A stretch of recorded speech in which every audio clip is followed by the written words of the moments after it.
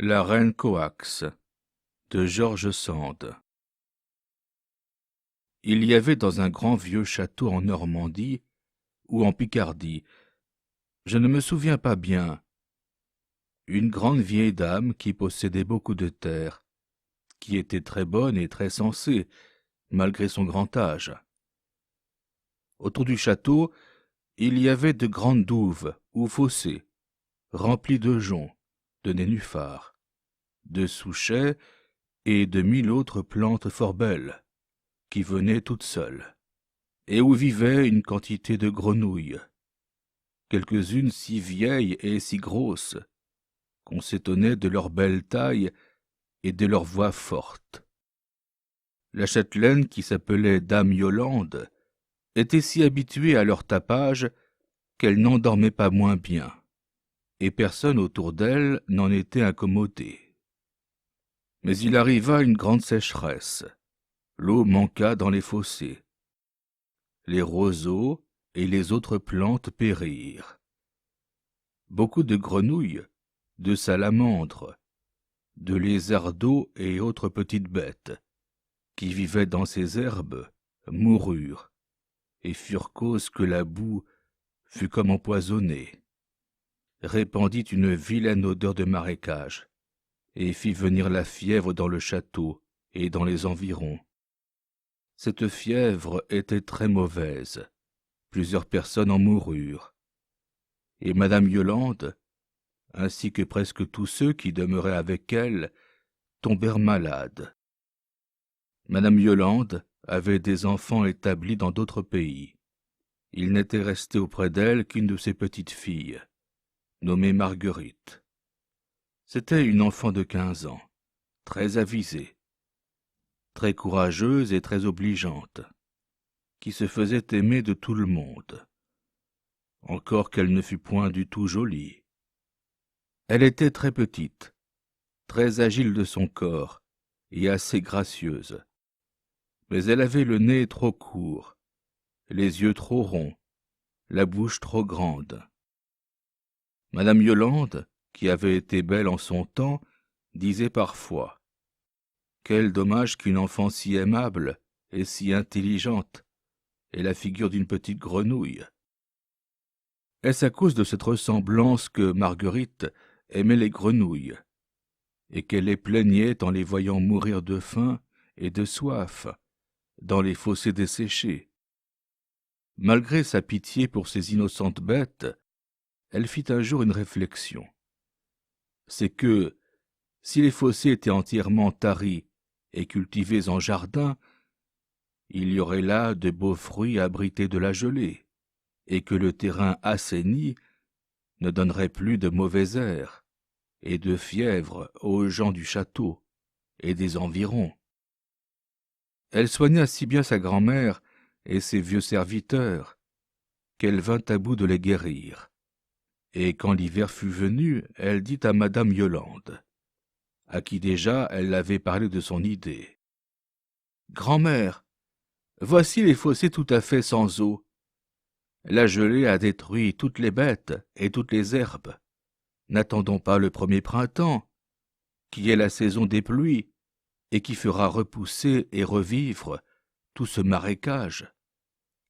Appelons des ouvriers, faisons enlever tous ces débris, et creuser des rigoles par où l'eau s'écoulera au dehors.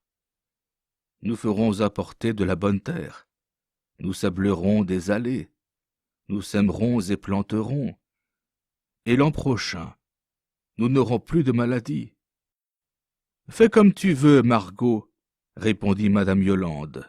« Tu es fille de bon conseil. Je te donne permission de commander à tous les ouvriers. » Mademoiselle Margot se dépêcha d'ordonner tout. Au bout de 15 jours, les grands fossés furent nettoyés. On mit le feu aux mauvaises herbes desséchées et pourries. On dessina de beaux parterres. On sabla de belles allées. Et au mois de mars, on planta des espaliers le long des murs, des arbustes précieux dans les carrés, des fleurs dans les plates-bandes. Au mois de mai, tout était feuilles et fleurs dans ces fossés si malsains et si dangereux. Dans chaque compartiment de ces parterres, on avait creusé des bassins revêtus de marbre, où l'eau de pluie était recueillie, et restait belle et claire, avec de jolis poissons rouges comme du feu, et de beaux cygnes blancs comme la neige. Marguerite fit faire de belles cabanes peintes en vert, où elle logea ses cygnes et ses paons. Les chardonnerets et les pinsons vinrent faire leur nid dans les arbres. Elle se plaisait tant dans ces nouveaux jardins, bien abrités de la grande chaleur et du grand froid, qu'elle y passait sa vie, et madame Yolande y descendait de temps en temps par un escalier que sa petite-fille y avait fait faire bien doux à son intention. Un jour que Marguerite lui demandait si elle était contente, car l'été était revenu, et personne n'était malade. « Certainement, je suis contente de toi, » répondit la vieille dame, « et je reconnais que tu nous as rendu un grand service. Pourtant, il faut que je t'avoue une chose, c'est que malgré moi je regrette, non pas le vilain marécage dont tu nous as délivrés, mais le temps de ma jeunesse, où les eaux étaient abondantes et claires. Je ne connais rien de beau comme une demeure seigneuriale, entourée de ses douves bien pleines.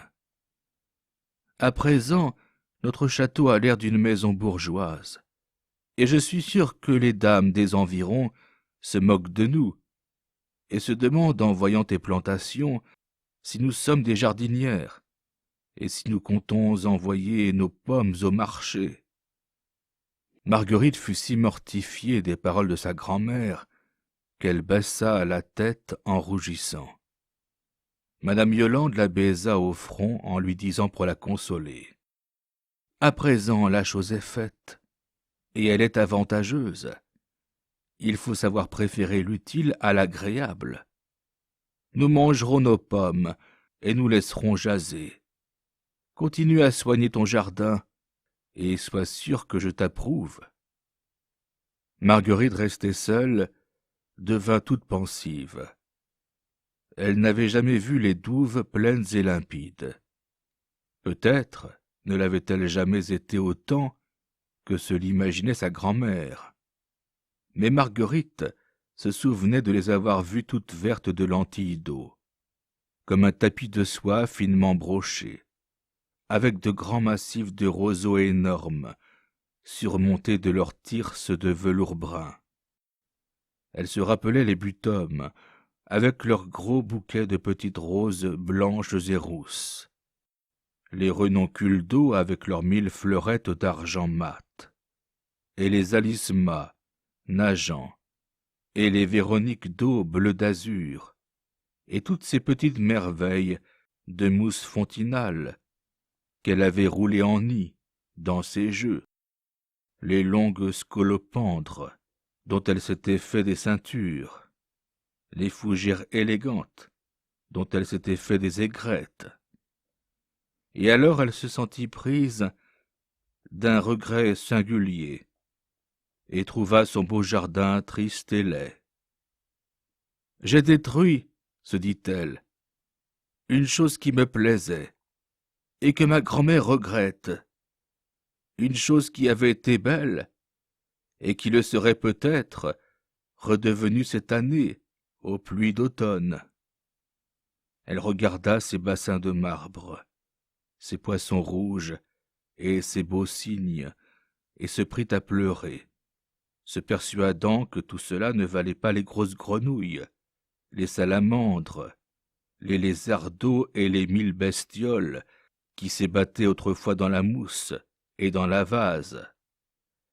Elle fixa ses yeux pleins de larmes sur l'eau limpide qui s'échappait, pour aller porter au dehors, par une rigole bien propre, le trop-plein des bassins, et elle suivit machinalement cette petite eau courante, devenue libre dans la campagne.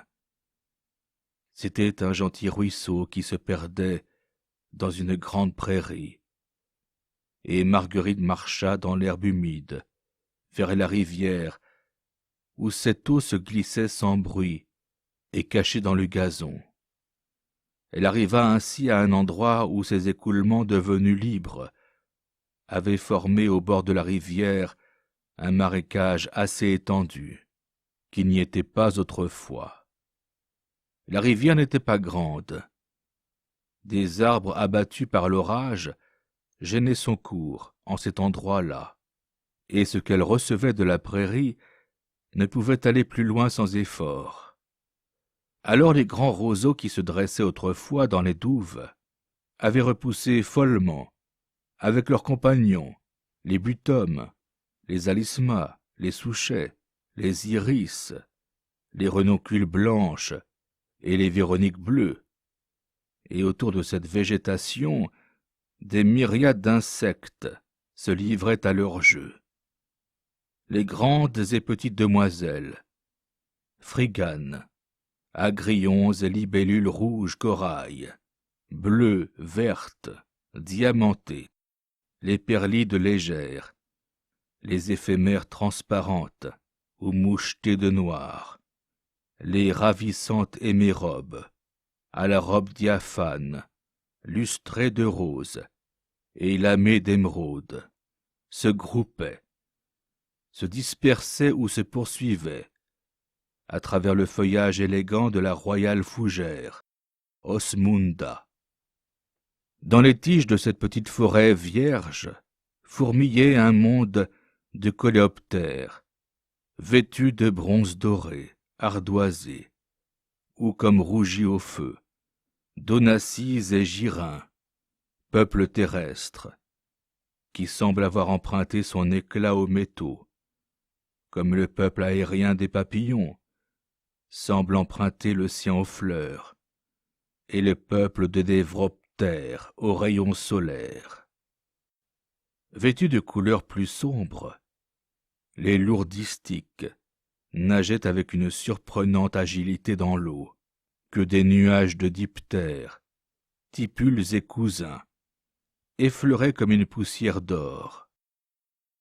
Marguerite se rappela le temps où elle prenait plaisir à regarder les jeux de tous ces petits êtres et à voir nager les grenouilles. Mais elle eut beau chercher, elle vit de tout dans cette eau, excepté une grenouille grande ou petite.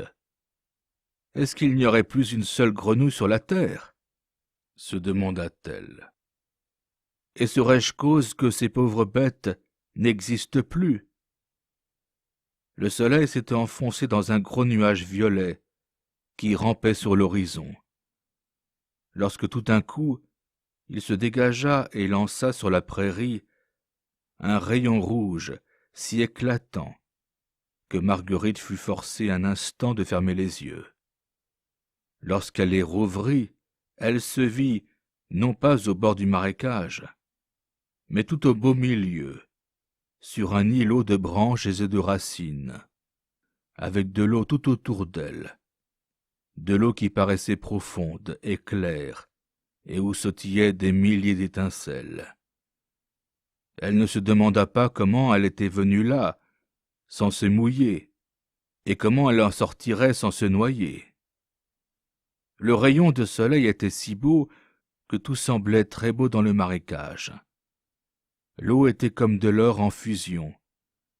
Les roseaux semblaient des palmiers couverts de fruits, d'émeraudes et de rubis, et d'un vieux saule qui se penchait sur le rivage. Tombaient en pluie des insectes d'azur, à ventre d'argent, qui se hâtaient de sucer les fleurs, lilas, des œufs patoires. Alors Marguerite entendit comme un chant faible et confus, sous les eaux. Ce chant monta bientôt dans les herbes, et murmura de petits mots incompréhensibles. Peu à peu les voix s'élevèrent, et les paroles devinrent distinctes. Marguerite entendit son nom 1000 fois répété par des millions de petites voix. « Margot, Margot, Margot, Margot, Margot !» Elle ne put s'empêcher de leur répondre. « Qu'est-ce qu'il y a? Que me voulez-vous » Alors toutes les bestioles, lézards, salamandres, araignées d'eau, notonectes, alcyons, libellules, se mirent à parler tous ensemble, sans cesser de gambader, de glisser, de plonger, de voler et de danser follement, répétant « Margot, Margot !» sur tous les tons, au point que Marguerite en fut assourdie. « Voyons, dit-elle, en se bouchant les oreilles, si vous voulez parler, ne parlez qu'un à la fois, et faites comprendre ce que vous me demandez. » Alors il se fit un grand silence. Toutes les bêtes cessèrent de remuer. Le soleil se voila de nouveau, et les roseaux, s'écartant comme si ce fût sous les pas d'une personne, Marguerite vit apparaître en face d'elle une superbe grenouille verte, tigrée de noir, mais si grosse, qu'elle n'en avait jamais vu de pareille, et qu'elle en eut peur. « Ne crains rien si tu as de bonnes intentions, » lui dit la grenouille, d'une voix qui résonnait comme un battoir. « Sache que si tu es une petite demoiselle, assez puissante sur cette terre, je suis, dans ces eaux et dans ces herbes, une grande reine omnipotente, la reine Coax. Je te connais fort bien. J'ai longtemps demeuré sous ta fenêtre, dans les fossés de ton vieux manoir. Dans ce temps-là, je commandais à un grand peuple, dont j'étais la mère, et nous t'aimions parce que tu nous aimais. Nous avions remarqué ta ressemblance avec nous, et nous te considérions comme une de nos sœurs. Tu venais chaque jour nous regarder, et nos mouvements gracieux te charmaient, en même temps que notre voix mélodieuse dissipait tes ennuis. Tu ne nous as jamais fait de mal, aussi ne t'ai-je point accusé des malheurs de mon peuple. La sécheresse l'a détruit, hélas. Seul j'ai survécu au désastre. Seul j'ai suivi les quelques gouttes d'eau qui fuyaient à travers ce pré. Je m'y suis établi, en attendant qu'un nouveau mariage me permette d'avoir une nouvelle famille. Écoute donc bien mes paroles. N'aie jamais l'idée de dessécher mon nouvel empire comme tu as desséché les douves de ton manoir, où j'avais daigné établir ma résidence. Sache que si tu en faisais autant de ce pré, il t'arriverait de grands malheurs, ainsi qu'à ta famille. »« Vous vous moquez, madame, » répliqua Margot avec assurance. « Je vois bien que vous êtes fée, et vous devez savoir que jamais je n'ai eu l'intention de vous faire de la peine. Même s'il dépend de moi de vous rendre quelque service, j'y suis très disposé, car je vois votre chagrin, et je n'ai point un mauvais cœur. »« Eh bien, ma belle enfant, » dit la grenouille, « je vais t'ouvrir le mien et te confier mes peines. Suis-moi dans mon palais de cristal. Tu apprendras des choses merveilleuses que nulle oreille humaine n'a jamais entendues. » En parlant ainsi, la reine Coax plongea au plus profond de l'eau. Marguerite se trouva persuadée au point qu'elle allait l'y suivre, lorsqu'elle se sentit arrêtée par le bord de sa jupe. Et en se retournant, elle vit derrière elle le beau Névé, qui était le plus grand et le mieux apprivoisé de ses cygnes. Il était son favori et portait un collier d'or. Aussitôt le charme que la grenouille avait jeté sur elle se dissipa, et elle s'effraya de se voir au milieu de l'eau en pleine nuit, car le soleil était couché, le ciel était couvert d'épaisses nuées, et elle ne savait plus où poser le pied pour sortir du marécage. « Ah, mon cher Névé, » dit-elle au cygne en le caressant, « comment as-tu fait pour venir me trouver ici? Et comment vais-je en sortir ?» Le cygne reprit le bas de sa jupe et se remit à l'attirer de toute sa force. Elle le suivit à tout risque et trouva du sable et des pierres sous ses pieds. Elle put donc sortir du marécage. Mais à peine fut-elle dehors qu'elle ne vit plus le cygne. Elle appela en vain. Elle fit le tour. Elle se hasarda encore sur l'îlot. Elle invoqua la grenouille pour qu'elle lui dît où le cygne avait passé. Tout fut muet, et la nuit devenait toujours plus sombre. « Est-ce que j'aurais fait un rêve ?» se dit-elle. « Ou bien Névé m'a-t-il devancé au château ?» Elle prit le parti d'y revenir en courant, et aussitôt qu'elle se fut montrée à sa grand-mère, elle alla voir si Névé était rentré.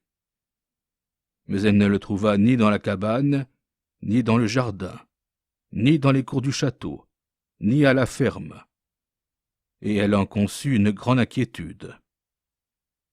Sa grand-mère en avait eu une plus grande encore. Marguerite la rassura en lui disant qu'elle s'était oubliée à rêver au bord de la rivière. Mais elle n'osa point lui raconter les choses extraordinaires qui lui étaient arrivées.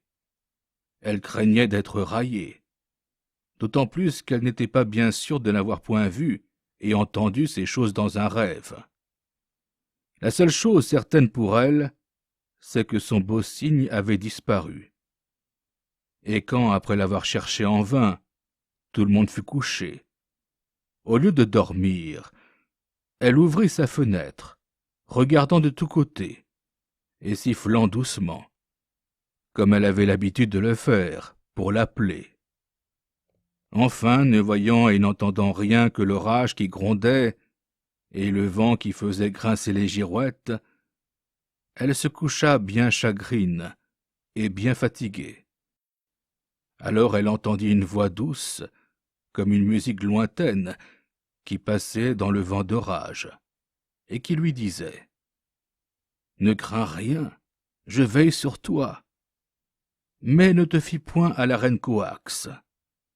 Une fille prudente ne doit point causer avec les grenouilles qu'elle ne connaît pas. » À son réveil, elle jugea bien qu'elle avait rêvé cette voix et ces paroles, et bientôt elle crut pouvoir être sûre que les aventures de la veille s'étaient passées dans son imagination, car étant descendue aux douves, le premier objet qu'elle vit fut le beau cygne nageant dans un des bassins. Elle appela, lui donna du pain, et lui fit 1000 caresses. Il mangea le pain avec la même gourmandise et reçut les caresses avec la même indifférence que de coutume.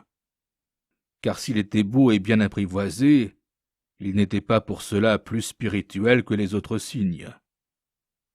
Marguerite essaya de lui parler, ce à quoi il ne fit nulle attention. Et quand il n'eut plus faim, il s'en alla faire le beau au soleil, lisser ses plumes, gratter son ventre. Après quoi, il s'endormit sur une patte, sans songer à rien. Alors Marguerite, cherchant la cause de ses rêveries, se rappela qu'elle avait pris grand plaisir dans son enfance à entendre les contes que sa grand-mère lui disait pour l'endormir, et que dans un de ces contes, il y avait une grenouille fée qui faisait des choses merveilleuses. Elle tâcha de s'en souvenir, et ne put en venir à bout. « C'est cette histoire, se dit-elle, qui m'aura trotté dans la tête. Pour n'y plus songer, je vais demander à ma bonne mère de me la raconter, afin que je puisse en rire avec elle. » Elle alla trouver madame Yolande au salon, mais elle oublia les grenouilles et les fées en voyant près d'elle un personnage dont l'air et le costume lui causèrent de l'éblouissement. C'était un grand jeune homme blanc, rose, frisé, poudré à la mode de ce temps-là, en bel uniforme d'officier bleu de ciel, tout galonné d'argent. Il se leva, et marchant avec beaucoup de grâce, comme s'il eût voulu danser le menuet, il vint à sa rencontre, lui baisa la main, et lui dit d'une petite voix flûtée : « C'est donc vous, ma chère cousine Marguerite ? Je suis heureux de refaire connaissance avec vous. Vous êtes grandi, mais votre figure n'a point du tout changé. » Marguerite rougit, car elle prit cela pour un compliment et ne sut que répondre. Elle ne reconnaissait pas du tout celui qui l'appelait ma cousine. « Cher enfant, » lui dit madame Yolande, « tu ne te rappelles donc pas ton cousin Mélidore de Puy-Percé? Il est vrai que tu étais toute petite quand il est parti simple officier. À présent qu'il a 20 ans, ses parents lui ont donné un régiment, et tu vois un colonel de dragons. Embrassez-vous, mes enfants, et soyez bons amis comme autrefois. » Marguerite se souvint alors de ce cousin qu'elle n'avait jamais pu souffrir, parce qu'il était taquin et désœuvré. Pourtant, comme elle était sans rancune, elle lui tendit sa joue, qu'il toucha du bout des lèvres, avec un air de moquerie qui lui fit de la peine. Elle pensa qu'il était ingrat, ou qu'il ne se souvenait plus de toutes les méchancetés qu'il avait à se faire pardonner. Cependant, il reprit la conversation, et elle l'écouta bouche bée, car il racontait des merveilles de Paris, des spectacles, des fêtes et des bals où il s'était distingué. Il parlait de la mode et des toilettes, et paraissait si au courant et si bon juge des parures de femmes que Marguerite fut tout honteuse de sa petite robe d'indienne à fleurs rouges et du maigre ruban vert qui retenait ses beaux cheveux. Pour lui, il ne faisait aucune attention au dépit qu'il lui causait, et madame Yolande ne paraissait point trouver son petit-neveu aussi frivole qu'il l'était. Elle souriait en écoutant ses niaiseries, comme si elle eût pris plaisir à se rappeler le temps où elle faisait grande figure dans le monde. On servit le dîner. Monsieur de Puy-Percé trouva tout fort médiocre, même les pâtisseries que Marguerite faisait fort bien, et que tous les hôtes de la maison avaient coutume d'apprécier. Il méprisa tout à fait le cadre du pays, qui était délicieux, et ne se gêna point pour demander du vin de Champagne, que sa grand-tante lui fit servir, qu'il déclara fort plat, et dont il but toutefois plus qu'il n'était nécessaire pour déraisonner. Alors madame Yolande s'aperçut de son mauvais ton et lui dit : « Mon cher enfant, allez vous coucher. Demain vous saurez peut-être ce que vous dites. J'aime à croire qu'on vous a enseigné la politesse, et que quand vous êtes dans votre bon sens, vous ne dépréciez pas ainsi, d'une façon impertinente, les choses qui vous sont offertes de bon cœur. » Marguerite fut contente de la leçon qu'il recevait, et s'endormit sans songer à lui. Pourtant, comme il y a toujours un peu de vanité au fond du cœur le plus raisonnable, quand elle s'habilla le lendemain, elle reprocha à sa fille de chambre de lui apporter toujours ses plus vilaines robes. Elle en avait dans son armoire d'assez belles, qu'elle ne mettait jamais. La fille de chambre lui présenta alors une robe de soie jaune, très riche, que madame Yolande lui avait donnée, et qui était toute rehaussée de rubans couleur de feu. Madame Yolande n'était ni pauvre, ni avare, mais elle vivait depuis si longtemps à la campagne qu'elle ne connaissait plus rien à la toilette, et comme Marguerite n'avait point coutume de s'en soucier, préférant les jupes courtes et les étoffes solides pour courir et jardiner. La pauvre enfant, quand on la forçait à se faire belle, avait l'air d'une petite vieille endimanchée. C'était une belle occasion pour le jeune Puy-Percé de se moquer d'elle. Il ne le fit pourtant point. La leçon de madame Yolande lui avait profité, et Marguerite fut surprise de le trouver très aimable et très poli. Elle lui sut gré des excuses qu'il lui fit de sa migraine de la veille, laquelle, disait-il, l'avait rendu maussade. Enfin, il lui parla de manière à lui faire oublier tout ce qui lui avait déplu, et à son tour, elle désira lui être agréable. Après le déjeuner, elle lui proposa de visiter ses nouveaux jardins. Elle y conduisit, et se réjouit de le voir s'amuser de tout, s'enquérir de toutes choses, et ne plus rien déprécier. Il regarda les poissons rouges, et lui demanda s'ils étaient bons à manger. Il admira les renoncules, qu'il appela des tulipes, et se divertit à voir nager les cygnes, disant qu'en chasse ce serait un beau coup de fusil. Une seule chose inquiéta Marguerite, c'est que Névé, comme s'il eût entendu les paroles de Pipersé, entra dans une furieuse colère, et le poursuivit à grands coups d'aile et de bec. Elle craignit qu'en se sentant ainsi attaqué, le colonel de dragons se fît une défense, où le pauvre cygne eût succombé. Il n'en fut rien. Le beau colonel se réfugia d'abord vers sa cousine. Puis, voyant qu'il ne pouvait faire un pas sans que Névé s'acharnât à lui pincer les mollets, il prit la fuite et se planta tout pâle derrière la grille du jardin, qu'il eut soin de fermer entre le cygne et lui. Marguerite eut de la peine à repousser l'oiseau exaspéré et à rejoindre son cousin, dont la frayeur l'étonna beaucoup. Il s'en justifia en lui disant qu'il avait craint de se mettre en colère et de tuer, en se défendant, une bête qu'elle aimait. Elle était en train d'excuser tout. Elle excusa, et le mena dans la campagne, où elle lui montra les beaux grands arbres qui entouraient la Garenne. « Et combien valent-ils » lui demanda M. de Pipersé. « Vraiment, je ne sais, » répondit Marguerite. « Ils ne sont pas à vendre. Mais quand ils seront à vous? Votre grand-mère m'a dit ce matin qu'elle comptait vous donner, après sa mort, tout ce qu'elle possède dans ce pays-ci. Elle ne m'a jamais parlé de cela, et je vous prie, Mélidor, de ne pas me parler de la mort de ma grand-mère. Il faudra bien pourtant vous y résoudre. La voilà très vieille, et elle désire vous marier auparavant. Je ne veux point me marier, s'écria Marguerite. Je ne veux pas risquer d'être obligée de quitter ma bonne maman, qui m'a élevée et qui est ce que j'aime le mieux au monde. C'est très gentil de penser comme cela.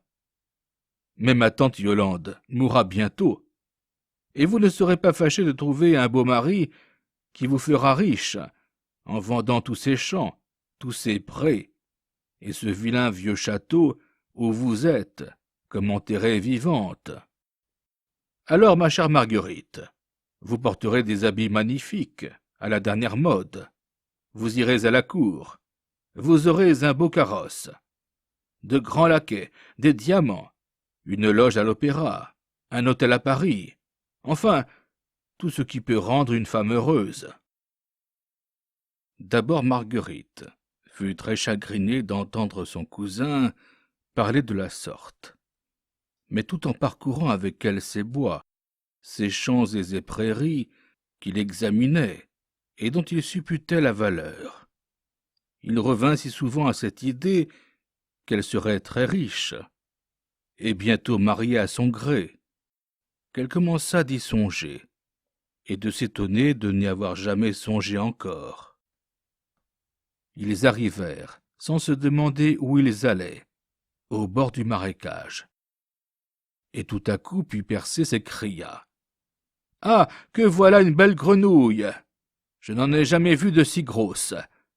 C'est bon à manger, les grenouilles. Il faut que je la tue. » Et comme la grenouille dormait au soleil sans se méfier, il leva sa canne. « Arrêtez, mon cousin !» s'écria Marguerite, en lui retenant le bras. « Ne faites pas de mal à cette bête. Vous me feriez beaucoup de peine. »« Pourquoi donc ?» reprit le cousin tout étonné. Et il se tourna vers elle, en la regardant d'un air singulier. Ce regard troubla Marguerite. Ne sachant ce qu'elle disait, et toute frappée du souvenir de la vision qu'elle avait eue en ce lieu, elle poussa doucement la grenouille avec le bout de son ombrelle, en lui disant « Réveillez-vous, madame, et sauvez-vous !» La grenouille plongea au fond de l'eau, et le colonel se tordit de rire. « Qu'est-ce que vous avez donc à vous moquer comme cela ?» lui dit Marguerite. « Je ne puis souffrir qu'on fasse du mal aux bêtes. »« Ha ha, aux grenouilles surtout !» reprit Puypercé, riant toujours, au point qu'il en avait les yeux rouges. « Vous protégez les grenouilles, vous leur parlez poliment, vous êtes au mieux avec elles. »« Et quand cela serait, dit Marguerite fâchée, qu'est-ce que vous y trouvez de si ridicule et de si plaisant ?»« Rien, répondit Puypercé, en redevenant tout à coup sérieux. Quand une grenouille a de l'esprit et de la grâce, on s'habitue à tout, et autant cette bête-là qu'une autre. Je vous promets, ma cousine, de ne faire aucun mal à vos amis. Parlons d'autre chose, et croyez que je ne me moque point. Vous êtes une personne aimable, et si vous aviez vu le monde, vous gagneriez beaucoup. C'est donc bien beau le monde, pensait Marguerite en revenant au manoir, appuyée sur le bras du colonel. Elle se sentait prise d'une grande curiosité, et le soir venu, elle ne put se défendre de demander à madame Yolande pourquoi elle ne quittait plus jamais la campagne. « Hé hé, Margot, répondit la bonne dame, voilà que tu t'ennuies d'être une campagnarde. Prends patience, mon enfant. Je suis bien vieille, et tu ne tarderas pas à être libre de vivre où tu voudras. » Marguerite fondit en larmes, et se jetant au cou de sa bonne maman, elle ne put lui dire un mot. Mais madame Yolande comprit bien son bon cœur et sa grande amitié. Alors elle se tourna vers son petit-neveu et lui dit « Tu t'es trompé, mon garçon. Margot ne s'ennuie pas avec moi et ne souhaite pas me quitter. Tu peux t'en retourner à ton régiment ou à tes plaisirs. »« Puisque vous me congédiez, ma chère tante, répondit-il, j'ai l'honneur de vous faire mes adieux. Je partirai demain de grand matin. Adieu. Marguerite, vous réfléchirez. » Et il se retira en saluant avec grâce. « Bonne maman, qu'est-ce que cela veut dire ?» s'écria Marguerite, dès qu'il fut sorti. « Cela veut dire, mon enfant, que si tu veux épouser ton cousin Puypercé, la chose ne dépend que de toi. »« Comment ? Il était venu pour me demander en mariage ? » ?»« Non, il n'y songeait point, mais l'idée lui en est venue ce matin. »« Pourquoi donc ? » ?»« C'est peut-être qu'il t'a trouvée jolie, » dit en souriant madame Yolande. « Grand-mère, ne vous moquez point. Je ne suis pas jolie, et je le sais bien. Je ne suis qu'une grenouillette. Vous me l'avez dit souvent. Et cela ne m'a pas empêché de t'aimer. On peut donc être grenouillette et inspirer de l'affection. Mon cousin m'aimerait ? Non, il me connaît trop peu. Dites-moi la vérité, grand-mère. Il ne peut pas m'aimer. C'est à toi de me dire ce que j'en dois penser. Vous vous êtes promenés ensemble toute l'après-midi. Je n'y étais pas. Il a dû te dire beaucoup de belles choses. Ne lui as-tu pas dit, toi, que tu voudrais bien être mariée, pour être une belle dame et voir le monde ? » ?»« Non, grand-mère, il a menti. Je n'ai rien dit de pareil. »« Mais ne l'as-tu point pensé ? Il est si malin. Il l'aura deviné. » Marguerite ne savait pas mentir. Elle se sentit confuse et ne répondit pas. Madame Yolande était fine et comprit. « Écoute, cher enfant, lui dit-elle, Tu m'as donné du bonheur et des soins dans ma vieillesse. Je dois travailler à rendre ta jeunesse heureuse et brillante. Je te ferai riche, et ton cousin le sait. Je ne veux te dire de lui ni bien ni mal. Tu as beaucoup d'esprit et de raison. Tu le jugeras, et il te l'a dit, tu réfléchiras. Va te reposer, et si demain matin tu veux qu'il reste, tu n'auras qu'à le lui faire savoir. » Marguerite fut si agitée de surprise et d'inquiétude qu'elle ne songea point à se coucher. Elle ne sentait aucune amitié pour son cousin, mais peut-être en avait-il pour elle. Elle se savait aimable et point sotte. Puis Persée lui avait d'abord paru insipide et désagréable. Pourtant, si oubliant sa laideur, ce joli garçon avait apprécié son esprit, c'est qu'il en avait apparemment aussi. Il avait des défauts. Il était frivole. Il aimait la dépense et la bonne chère. Mais il avait peut-être un bon cœur, car il lui avait cédé en voyant qu'elle protégeait les bêtes, et il ne paraissait point entêté. « Je suis si laide, moi, » se disait-elle. « Je ne plairai peut-être jamais à aucun autre, ou bien ce sera un garçon aussi vilain que moi, et tout le monde dira « elle ne pouvait trouver mieux ».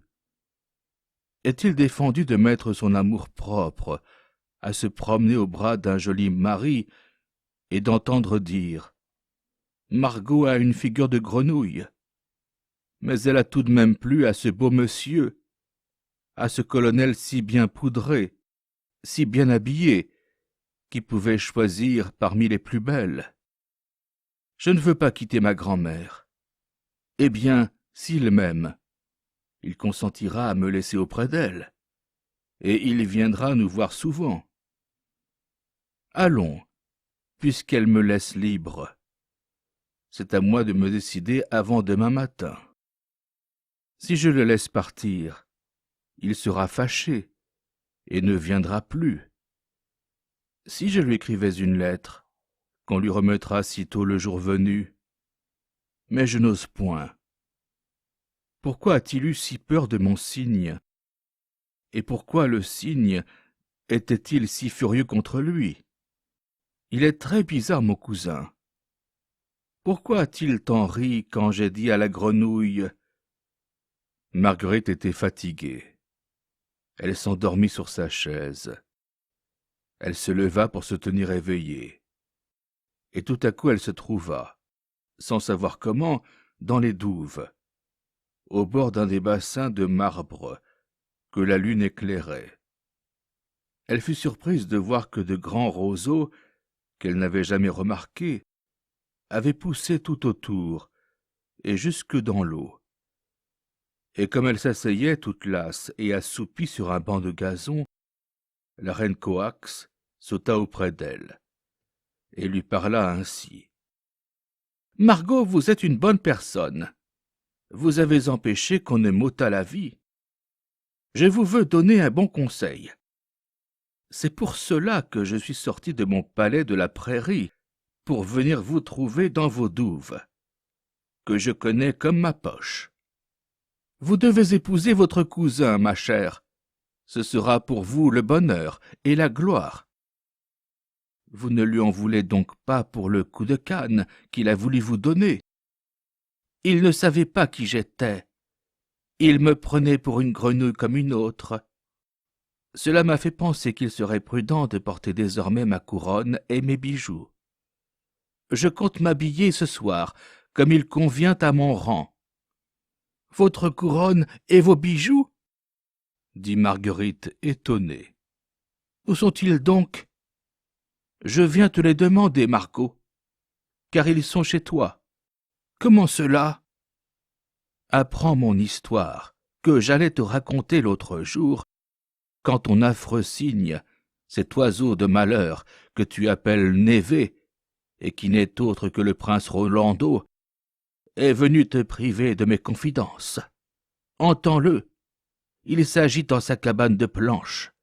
Il voudrait me dévorer, mais je me suis assuré qu'il était bien enfermé. D'ailleurs, je sais tes paroles magiques pour le tenir en respect. Écoute-moi donc, et fais ton profit de ce que je vais te révéler. Je suis une de tes aïeules, non pas directe. Je suis la trisaïeule de la trisaïeule de ta tante, Madame de Puy-Percé, mère de ton cousin le colonel. C'est pourquoi je m'intéresse à lui et à toi. J'ai à présent l'honneur d'être fée, mais j'étais mortel comme toi, et je suis né dans ce château. On m'appelait Ranaïde. J'étais belle comme le soleil, aussi belle comme femme que je le suis aujourd'hui comme grenouille. Mon père, qui s'occupait de magie, m'enseigna les sciences occultes, et comme j'avais beaucoup d'esprit, je devins si savante que je m'appropriais les plus rares secrets, entre autres celui des transformations. J'étais libre de prendre toute forme extérieure et de reprendre la mienne au moyen de certaines préparations et enchantements. Par ce moyen, je savais tout ce qui se faisait et se disait sur la terre et dans les eaux. Mais je cachais avec soin ma puissance, car j'eusse été dénoncé, poursuivi et brûlé, comme sorcière en ces temps d'ignorance et de superstition. J'avais 20 ans quand le prince Rolando m'épousa. Il était jeune, riche, aimable et beau. Je l'aimais éperdument, et j'eus bientôt plusieurs enfants. Nous étions les plus heureux du monde dans ce château, alors splendide et fréquenté par toute la noblesse du pays. Lorsque je crus avoir un sujet de jalousie contre une de mes damoiselles, nommée Mélasie, que je voyais rôder le soir autour des fossés en compagnie d'un homme enveloppé d'un manteau, je supposai que cet homme était mon mari, et je me changeai en grenouille pour les voir de près ou pour le reconnaître au son de la voix. Je me plantai entre deux pierres sur le parapet de la douve, et je le vis passer tout près de moi. Je reconnus alors que je m'étais trompé, et que l'inconnu était un page de mon mari, qui parlait pour son propre compte. J'en eus tant de joie que je remontai précipitamment dans ma chambre, et comme il était fort tard, je me jetai sur mon lit, et m'endormis avec délice, sans songer, hélas, à prendre le breuvage qui devait me rendre ma forme naturelle. À l'heure où l'on avait coutume de m'éveiller, Mélasie entra chez moi, et voyant une grenouille aussi grande que moi, étendue sur mon lit, elle eut une telle peur qu'elle ne put dire un mot ni seulement jeter un cri, ce qui fut cause que je ne m'éveillai pas. Dès qu'elle fut un peu remise, elle referma sans bruit la porte de ma chambre et courut éveiller le prince Rolando pour lui demander où j'étais et lui faire part de l'étonnante chose qu'elle avait trouvée à ma place. Le prince accourut, croyant que cette fille était folle, mais quand il me vit ainsi, saisi d'horreur et de dégoût, et ne pouvant supposer que ce fût moi, il tira son épée et m'emporta un coup qui trancha une de mes pattes de devant. Mes enchantements me préservèrent de la mort. Tant que j'étais caché sous une forme magique, aucune cause de destruction ne pouvait m'atteindre durant l'espace de 200 ans.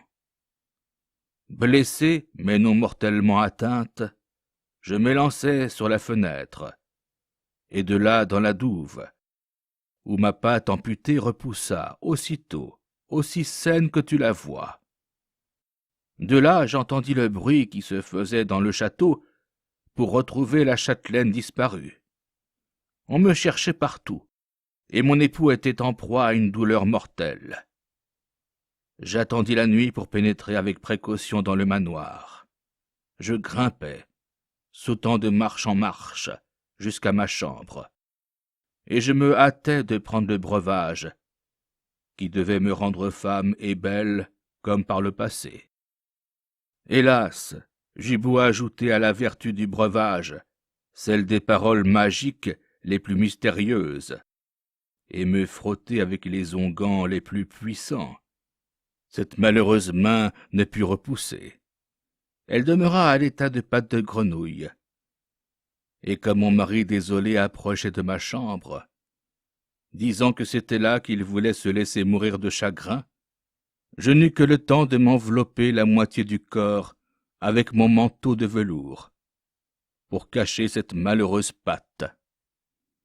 En me retrouvant, mon mari faillit étouffer de joie. Il me prit dans ses bras en versant des pleurs et en m'accablant de questions. Il supposait qu'un méchant démon m'avait enlevé à sa tendresse, et il voulait savoir comment je lui étais rendu.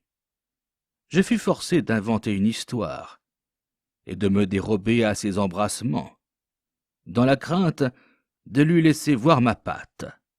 Mais je pensais avec douleur que tout serait inutile pour lui dérober mon secret, et que bientôt il découvrirait la funeste vérité. Je dus prendre un parti extrême, un parti effroyable, celui de faire disparaître celui que j'aimais plus que ma vie. Marguerite, épouvantée, voulut se lever et s'enfuir loin de cette odieuse Ranaïde, mais elle se sentit retenue par un charme, et la grenouille reprit son récit en ces termes. « Sache, ma pauvre enfant, qu'il ne dépendait pas de moi d'agir autrement, un serment que rien ne peut effacer, et qu'il est impossible d'enfreindre, oblige ceux qui reçoivent des dons magiques à faire périr quiconque vient à les découvrir. Mon mari était condamné, du jour où il verrait ma patte, à être emporté dans l'abîme par les esprits, mes seigneurs et mes maîtres. Je résolus de le soustraire à leur puissance, en le faisant disparaître avant qu'il eût rien découvert. Et à cet effet, je mêlai à son vin une drogue, qui lui fit aussitôt pousser des plumes blanches et de grandes ailes. En moins d'un quart d'heure, il devint un beau cygne blanc comme neige, qui ne pouvait redevenir homme, mais qui pendant 200 ans échappait à la mort et à la puissance des génies. Apprends que ces 200 ans seront révolus cette nuit, au lever de l'aurore, et qu'il dépend de toi que je retrouve ma jeunesse, ma beauté et mon rang d'être humain dans la création. »« Soit, dit Marguerite, car sans doute vous pourrez alors rendre à Névé, au prince Rolando, je veux dire, le même service que je vous aurais rendu. »« Sans aucun doute, répondit Ranaïde. C'est le plus cher de mes vœux. En ce cas, je suis prête. Dites-moi vite ce qu'il faut faire. Pour le comprendre, il faut que tu saches le reste de mon histoire. À peine le prince Rolando se vit-il changé en oiseau, qu'il entra contre moi dans une colère effroyable, et voulut me tuer. Avait-il conservé assez d'intelligence humaine pour voir le malheur où j'étais forcé de l'entraîner? Obéissait-il seulement au nouvel instinct de sa race? Il ne songeait qu'à me dévorer. J'essayai en vain de lui faire comprendre notre mutuelle situation. Il n'écouta rien, et je fus forcé de prononcer les paroles magiques qui, pendant 200 ans, devaient nous rendre étrangers l'un à l'autre. Il s'envola dans les airs avec de grands cris, et je ne l'ai plus revu qu'hier, lorsqu'il est venu te chercher au bord du marécage, dont j'ai été forcé de faire dernièrement ma résidence. »« Et pourquoi donc, madame, reprit Marguerite, avez-vous été condamnée à redevenir, et à rester grenouille pendant 200 ans, quand il dépendait de vous de rester dame et de cacher votre patte aux regards indiscrets. Les cruels génies l'ont voulu, ma petite Marguerite. Offensés de l'expédient par lequel je leur avais dérobé mon mari, en le faisant devenir oiseau, ils m'ont condamné à abandonner mes enfants et à épouser Coax, roi des grenouilles, avec lequel j'ai régné longtemps sur les douves, et dont je suis enfin veuve. Le château a passé avec le temps dans les mains de ta grand-mère, et toutes les drogues que j'avais si laborieusement préparées ont disparu ou ont perdu leur vertu. Mais il existe chez vous un trésor inappréciable, qui peut et doit me rendre tous mes charmes. C'est une parure enchantée, ma parure de noces, qui est dans une cassette de bois de cèdre, et que madame Yolande tient enfermée dans sa chambre, comme ce qu'il y a de plus rare et de plus précieux dans vos richesses de famille. Cette cassette t'appartient, puisque ta grand-mère compte te donner tout ce qu'elle possède. Va me la chercher, et apporte-la ici. Non, madame, répondit Marguerite. Je ne veux point dérober ce qui appartient à présent à ma bonne maman, et à moins qu'elle n'y consente. Il ne s'agit pas de dérober, reprit Ranaïde. Je ne tiens pas à reprendre mes bijoux. Je veux seulement m'emparer un instant, et dès que je serai transformé, je n'en aurai que faire. Je te les rendrai, car tu en as grand besoin pour toi-même. Sache une chose qui doit te décider, c'est que ces joyaux magiques ont le pouvoir de donner la beauté aux plus laides, et que quand tu les auras portés seulement 1 heure, au lieu de ressembler à la grenouille que je suis, tu seras semblable à ce que j'étais, à ce que je vais redevenir, c'est-à-dire à la plus belle des femmes.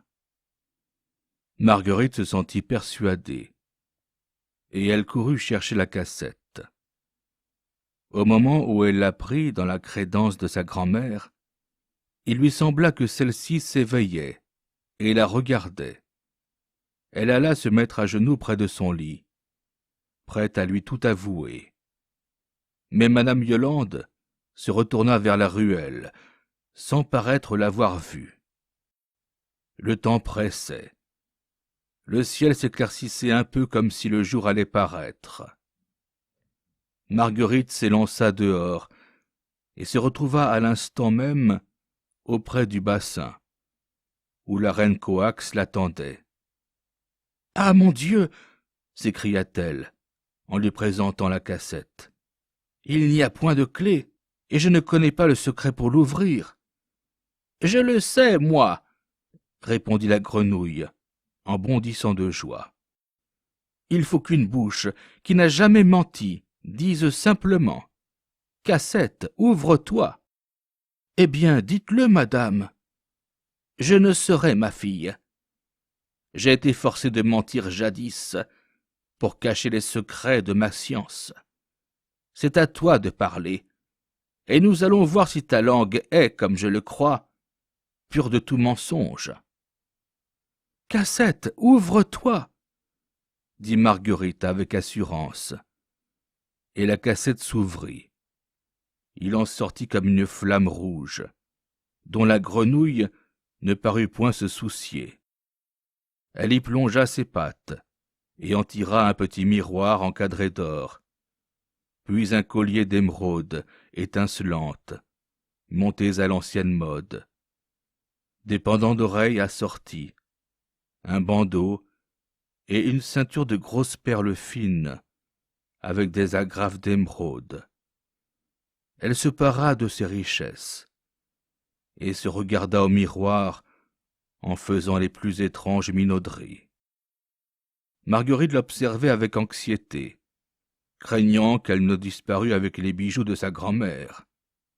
Mais Coax ne songeait point à fuir. Ivre de plaisir et de confiance, elle s'ajustait et se regardait dans le miroir avec des mouvements désordonnés et des grimaces singulières. Ses yeux ronds lançaient des flammes. Une écume verdâtre sortait de sa bouche, et son corps devenait glauque et livide, tandis que sa taille prenait des proportions presque humaines. « Margot, Margot !» s'écriait-elle, sans plus songer à adoucir l'éclat de sa voix. « Regarde et admire. Vois comme je grandis, vois comme je change, vois comme je deviens belle. Donne-moi ton voile pour me faire une robe. Vite, vite, il faut que je sois vêtue décemment. Et puis, il me manque encore quelque chose. Mon éventail de plumes. Où l'as-tu mis, malheureuse? Ah, je le tiens. Et mes gants blancs. Vite donc, mes gants parfumés. Mon collier est mal agrafé. Rattache-le donc, maladroite.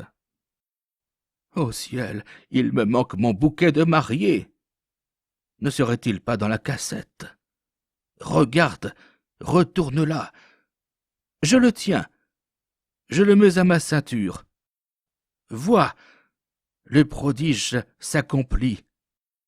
Vénus n'est qu'une maritorne auprès de moi. C'est moi, la vraie Cythérée, sortant des ondes sacrées. Il faut que je danse. J'ai des crampes dans les mollets. C'est la transformation qui s'opère. Oui, oui, la danse hâtera ma délivrance. Je sens revenir la grâce incomparable de mes mouvements, et le feu de l'éternelle jeunesse me monte au cerveau. Aptcha! Voilà que j'éternue. Aptcha! Aptcha! En parlant ainsi, la reine Coax sautait et gambadait d'une manière frénétique. Mais quoi qu'elle fît, elle restait grenouille, et l'horizon blanchissait. Elle riait, criait, pleurait, frappait le marbre du bassin avec ses pieds de derrière, jouait de l'éventail, étendait ses pattes de devant comme une danseuse de ballet, cambrait sa taille et roulait ses yeux comme ceux d'une almée. Tout à coup, Marguerite, qui la contemplait avec frayeur, fut si frappée de l'extravagance de ses contorsions qu'elle fut prise d'un fou rire et se laissa choir sur le gazon. Alors la grenouille entra dans une inexprimable colère. « Tais-toi, petite misérable !» s'écria-t-elle. « Ton rire dérange mes conjurations. Tais-toi, ou je te châtierai comme tu le mérites. »« Mon Dieu, madame, pardonnez-moi, » répondit Marguerite. « C'est plus fort que moi. Vous êtes si drôle. Tenez, il faut que je rie ou que je meure. Je ne puis te faire mourir, ce dont j'enrage, » reprit Ranaïde, en s'élançant sur elle, et en lui passant une de ses pattes froides et gluantes sur la figure. « Mais tu expieras les tourments que j'endure. Je voulais t'épargner. Tu m'ôtes toute pitié. Il faut en finir. Je souffre trop. Prends ma laideur, et qu'elle soit ajoutée à la tienne, puisqu'en te mettant à ma place, je dois être plus vite délivré. Tiens, voilà le miroir. Ris à présent, si tu as encore envie de rire. » Marguerite prit le miroir que lui tendait la fée, et fit un cri d'horreur en se voyant sans cheveux, la figure verte et les yeux tout ronds. « Grenouille, grenouille !» s'écria-t-elle avec désespoir. « Je deviens grenouille. Je suis grenouille, c'en est fait. » Et jetant le miroir, elle bondit involontairement et plongea dans le bassin. Elle y resta d'abord comme endormie et privée de toute réflexion. Mais peu à peu elle se ranima en voyant le soleil percer l'horizon et jeter comme une grande nappe de feu qui dorait la pointe des roseaux au-dessus de sa tête. Elle se hasarda alors à remonter sur l'eau, et elle vit un spectacle extraordinaire. L'infortuné coax, étendu sur le rivage, les pattes en l'air, le corps inerte et raidi par la mort. Elle avait une affreuse tête humaine avec de longs cheveux verts comme des algues. Le reste de son corps, grand comme celui d'une personne ordinaire, était d'un blanc mat et rugueux, et conservait les formes de la grenouille. Près d'elle, le prince Rolando, revêtu d'une armure d'argent, avec un baudrier d'or, le casque orné d'un cimier blanc comme neige, et portant aux épaules ses grandes ailes de cygne, détachait les bijoux enchantés, dont Ranaïde s'était orné en vain. « Approche, dit-il à Marguerite, et mets vite ces joyaux qui te rendront ta figure première. Mais n'essaie pas de devenir belle par la puissance des enchantements. Reste intelligente et bonne. Il n'appartient qu'à celui qui t'aimera tel que tu es. Adieu, la mort de cette criminelle magicienne me délivre à jamais de la servitude à laquelle j'étais condamné depuis 2 siècles.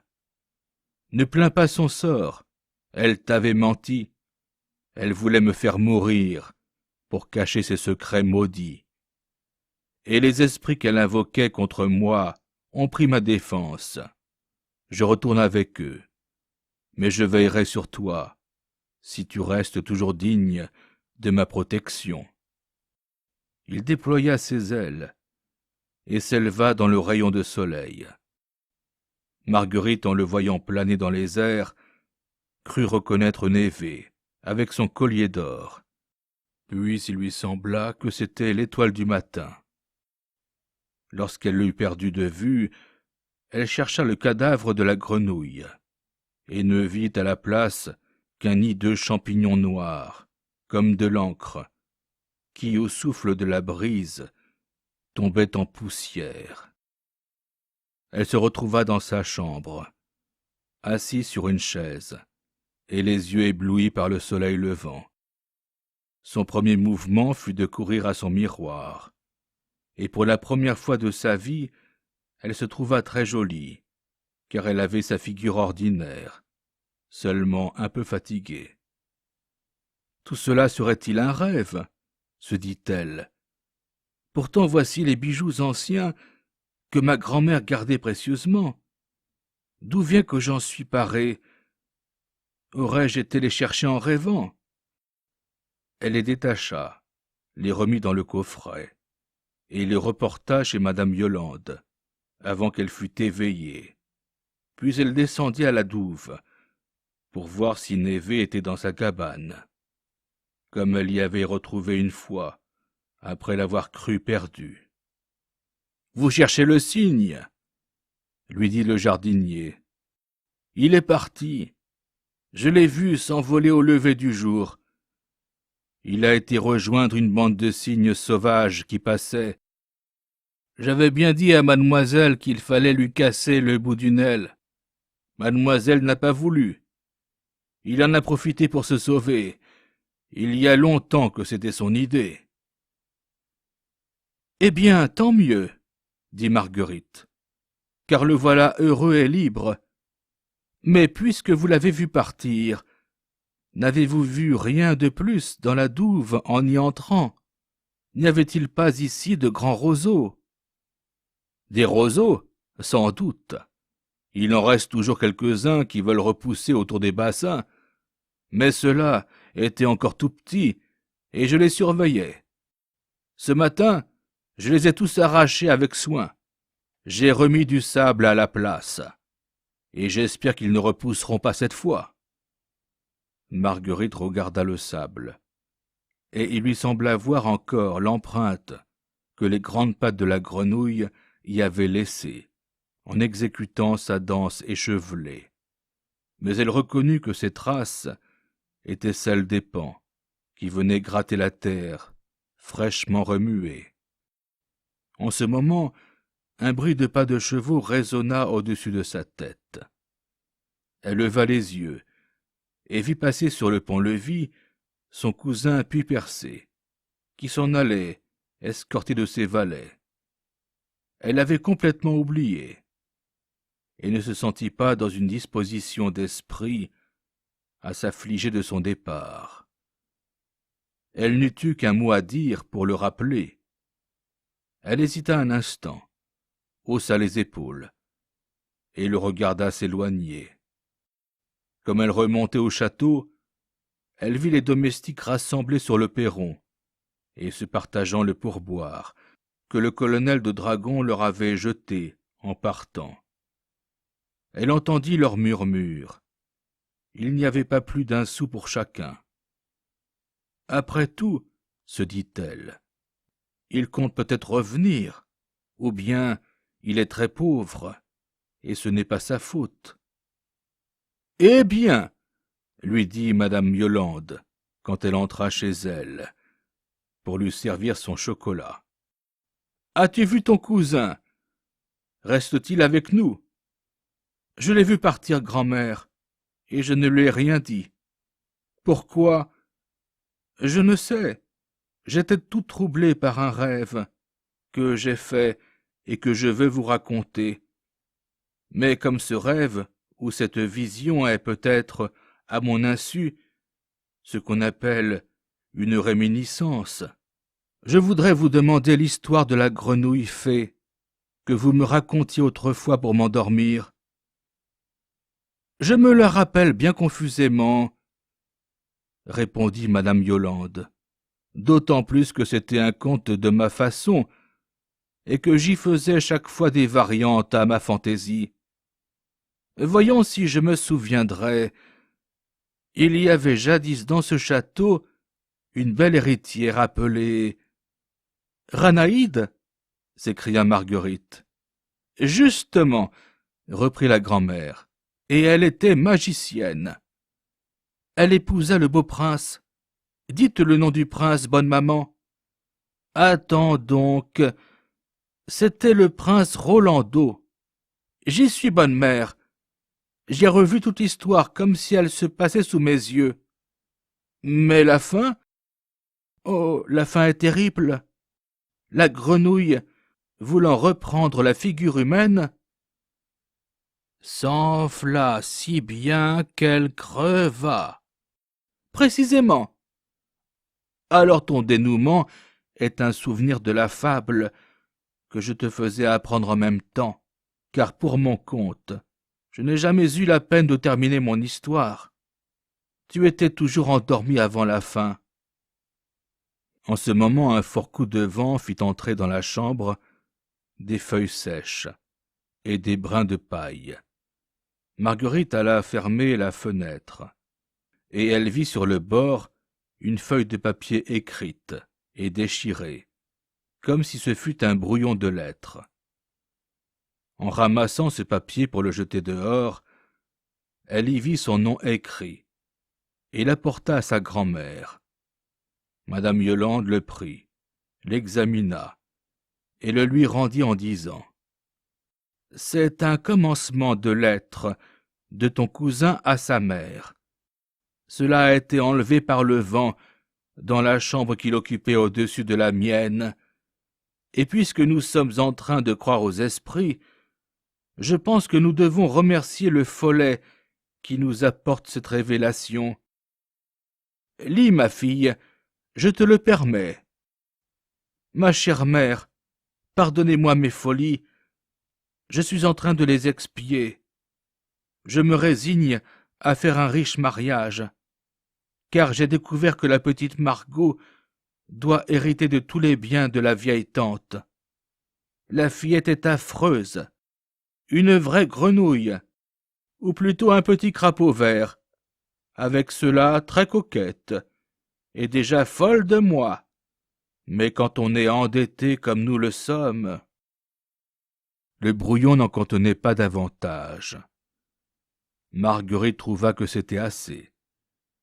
Elle garda le silence, et comme elle vit que sa grand-mère était indignée et traitait son petit-neveu suivant ses mérites. « N'ayons point de dépit, ma chère maman, lui dit-elle, et rions de l'aventure.